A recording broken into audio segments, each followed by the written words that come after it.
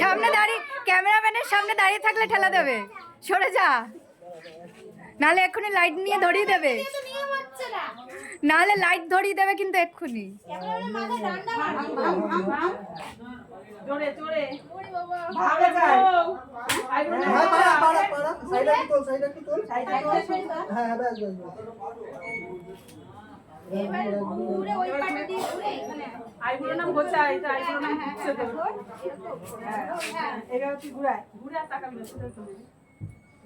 ঘুরে যা পুরো ঘুরে যা এদিকে ঘুরে এবার ঘুরে দিয়ে শুরু করতে হবে।